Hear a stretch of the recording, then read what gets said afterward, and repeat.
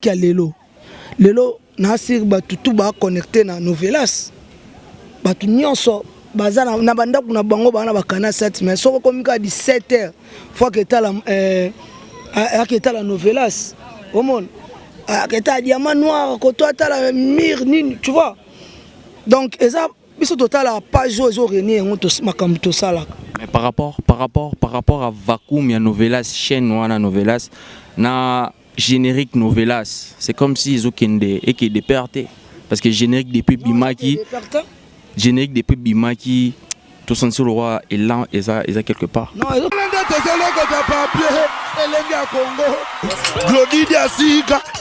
la mignonne, la mignonne, très simbelenga bro, kata.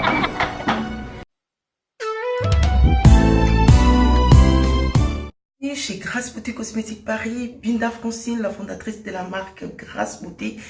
Vous avez constaté depuis hier, vous avez reçu des messages sur votre WhatsApp.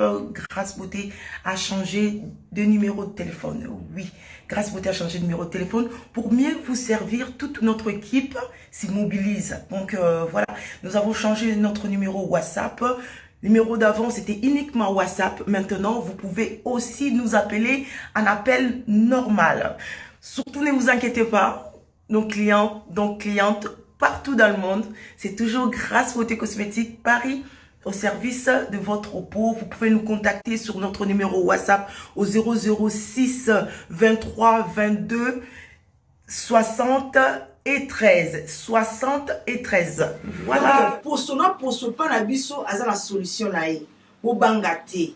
Donc, maman, utiliser un produit, il y a hydroquinone, javel, tube, sulfate, au bangate. Dernière chance, il y a pour son ayo, et ça la Grâce Beauté. Tout ça, là, un produit naturel, à base de fruits, pour réparer ma poso. Papa, bobo sanate, pour mandef, ou to réparer, ma bouton ya mandef, maman, toza wana. Pour arranger poso, pour qu'on sa uniformité, que l'on le bandoute, que l'on le tâche. Donc, vous avez la bienvenue à Grâce Beauté. Wow!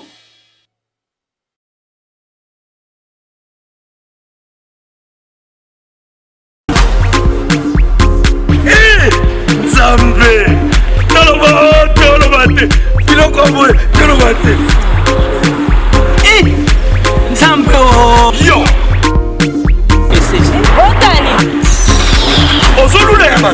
Il y a eu un peu comme bon. Na pomade awatoza. Na pomade awatoza. Mais moi c'est la radio kuma. En ligne osoma pomade naturelle awatoza. En ligne www.awatoza. Soit appelez au numéro 00 33 75 11 10 975. Bonne adresse, ya Kosomba Pomade Awatoza, 70 rue Marcadet, 18e arrondissement, métro Marcadet, ligne 4. Pomade Awatoza, isalami na bana mboka ba congolais, na banzete ya mboka Congo. Bokeba na pirate. pour la province Bamolé, Mipende, Sinapetolo. Somba gamme ya pomade Awatoza, masse yango na ba parti oyo lingi evimba. Sima ya 3 mois, on fait résultat. Salut! Oh! La pomade Awatoza! Moi c'est un affaire commune. Qui bokon? La pomade Awatoza! Chers amis internautes, bienvenue dans votre chaîne Lenga Congo TV. Alors, sous cette opportunité, je m'en vais dire un grand merci aux pros, Tracy Mbelenga Pro. Merci à toi et merci aussi à Glody Diasuka, la mignonne. Donc voilà, la présentation, c'est toujours moi, Rifizé, qui est le shérif. Et aujourd'hui, j'ai l'honneur de recevoir pour vous Gina PMF. Alors, Naye Neto Mekampe ko beta masolo ya mouvement ya Fabregas Maestro. Donc pour ne pas anticiper, je m'en vais déjà dire un bonsoir Gina. Oui, bonsoir. Oza a devant Lenga Congo TV, chaîne où monene ba internet ebele bazolanda yo bana poto ebele bazolanda na minute tonga to eba album Mechobima le 2 juillet et les kakinde.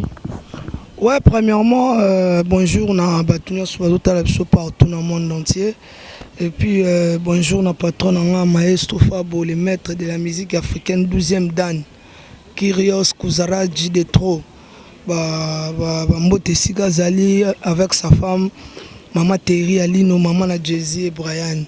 Donc Mbote tout Bolanda Biso, Didier Douma, Christian de Cornes, Maître Maurice Loma, Hervé Bamana.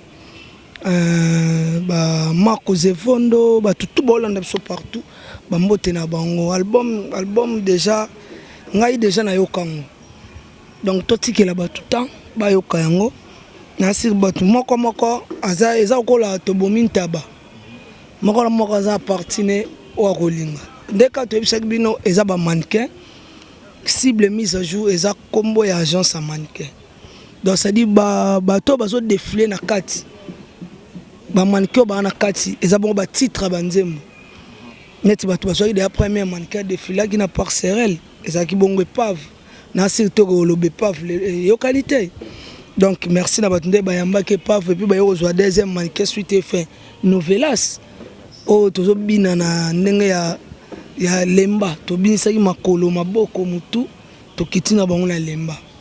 Donc merci na bango et puis cible yango ne ya cible ye banzembo za wane belé hein ndeti nze mouvement na olinga moi trop rouge wana maestro yembi na banzela moko nzembo mo za wana scandale batitro nga bena na me tenir déjà nzembo mo za wana promesse yembeli vient na ngai Fabrice Mola nzembo mususu eza wana viens voir hein viens voir yembeli yango Jobour Mbala banzembo za wana ezebele oyoka ba roi Manitou oyoka ba nzembo moso eza wana o na comprendre ngo te niveau maestro yembi bo pese na boyo kango nanu combo album cible pourquoi ponaika ko pesa comme na cible la cible nani to moi na affiche moi amitié les ana signification moro quelconque ouais signification na bozo ngo bien pas na emoko mais cible eza wana on comprend déjà que mon cible est l'accent nini c'est comme mise en jour donc ça dit rumba et combien en jour babilo mo ande ngwana. OK Gina to mekampe ko so la mwandambu parce que toza biso moté bato bazota la biso ebele na ngaki na tuna to zonga na ebandela makambo ndenge ezalaka to mona ba départ ya ba musicien et salama to aliboso si je peux citer Adada Bakenda, Ibrator Bakenda, tout ça. Si vous condamnez, il fallait que condamner. Et puis deuxièmement, tout le monde a sous et qui a mis balé au Kende. Materazi, Bakei, tout ça. C'est dit à quoi? C'est dit à quoi? Parce que c'est comme si vous mettez en stabilité. Non, stabilité ça la tendance, so stabilité ça la tendance ngoye baba komba bato na bakenda te. Donc si ozo baba komba bato bakenda c'est qu'on comprendre que mouvement est stable. Donc so mutakei ezaka bonne chance. Aponi peut-être amoni a trouvé mieux ailleurs. Mais biso tozali. Donc ça dit net le vendredi boy Villanova, ba villageois nyo ba répéter na Marie-Lise wana. Donc on a bêti comme moi vite fait dans Kermesse Bomoko, hein? Kermesse Bomoko et Kermesse Ngobila, Kermesse Ngobila parce que on a stand dans là, tu vois. Et on monique non, na yeto ça la émission awa par rapport à merci na Patrick Moulele na ba initiative ya boye. C'est-à-dire jeune moko à peine à titre nzembo na jeune maître. Donc beaucoup consommer nzembo na cible mise à jour, nzembo signé Patrick Moulele. Donc naza awa na osala ba faire mais après na kozonga kuna na ndimite kuna tiki batute ngam na biso ya awa rejoindre ngai. Donc ça dit mouvement za peuple les à l'aise bazo répéter sigo ba o ba oloba que ba départ na sala ma peut-être parce que maestro Fabo azo travailler na batu pour car pour intérêt na e mais mutuna Pona kotinda bakoli na bino na Kinshasa pe na Congo Brazzaville makambo ya kotambola na bakoli na ba agence Silie agence Colicot, fret aérienne et maritime.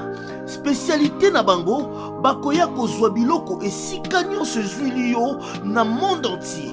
Il suffit ozala na adresse. Ozala na France, to na mboka nyonso ya Europe, ozala na Canada, les États-Unis, to na Amérique du Sud, ozala na Russie, Asie.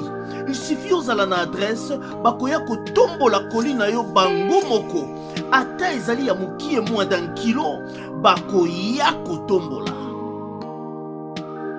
Pour na bayebanso bazali na Union Européenne, fret aérien ezali na 9,50 € le kilo.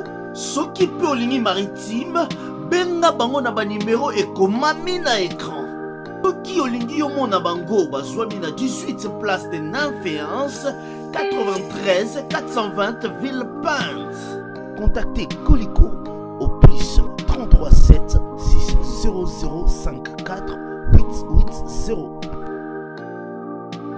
Agence Colicot, le sérieux dans les affaires. Mutalukaka c'est intérêt na ye. Mutunya saluka intérêt na ye mieux kutuya za mieux par rapport à nini à partager l'intérêt na ye. Le lobby se nous vivra bien. Je roule en carrosse, j'habite chez moi. Comprends, non, moi on a tant ça qu'à passer 6e. Donc ça dit au moins na biloko wana na voyage aka, je fais mes business au moins donc ça dit grâce na ye. Donc il y a que partager l'intérêt. Bon, tout le monde partager en gros. To pesa maestro faute mingi penate. Total rappel bato bazo kende. Faute nini bango balongolele. Ou to ba sepeli kolongwa pourquoi? Etalika bango. Ba trouver aux alamie ailleurs. On sa la vie na bango au calme.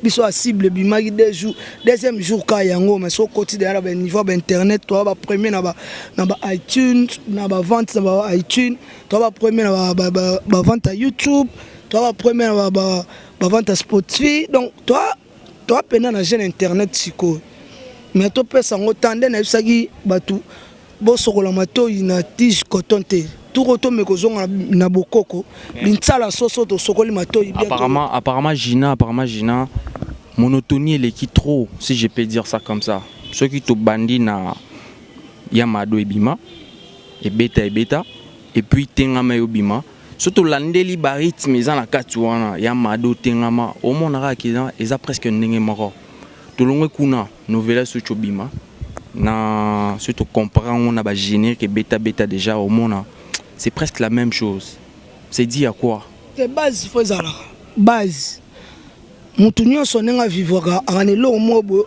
oko obi mutu nso koza aleki na nzela be mutu ayebi mbamo amona ki etata mbamo wa Christelle po nini ayebi dake Christelle so aleka tika Solomon obo tu vois et abatu mususu soka oleka obi ke wana nanyo emso tika pe solo mapeka tu vois base faut ça là biso to beta musique ndena soko to aba amateur te to aba professionnel tout ça la musique ya lelo nasir batutu ba connecté na Novelas batu nyonso bazana na banda kuna bango bana bakana 7 mais soko komika 17h fois que ta la Novelas au monde que ta diamant noir ko toi ta la mire nini tu vois donc eza biso total la page zo renier ngoto makambo to sala mais par rapport à Vacuum ya Novelas chaîne wana Novelas na générique Novelas, c'est comme si ils ont des pertes parce que générique depuis Bimaki, tout sens le roi est là et ça quelque part. Non, ils ont que non des pertes, ils ont que non normal. Le bibongo par rapport, il y a générique il y a Robin Chobima, na par rapport il y a Vacuum il y a Novelas. C'est ça ma question place ça. Ezaka musique ya mboka. So boyoki kuna boyoki pe biso ya musique ya mboka. Et ça a force à Congolais. Congo en avant. Gina PMF, merci beaucoup. Et chers amis, toujours continuer l'émission au Gina PMF. Et là, moi, je m'en vais d'abord dire un grand merci à mon pote, donc Balbi Moutunanga Yashima, quoi. Joe Cortez, là où tu es, mes big remerciements à toi. Et là, je vois Junior Bouloukou JB. Autrement appelé JB Place Oza et Mote Belé pour Nayo. Alors Gina, pour nous chiter tolingaki toyeba programme ya groupe ezandeni. Non, pour l'instant, patron en Kyrios Kozaras du Messie de trop. Na minute de Solano à un niveau Côte d'Ivoire.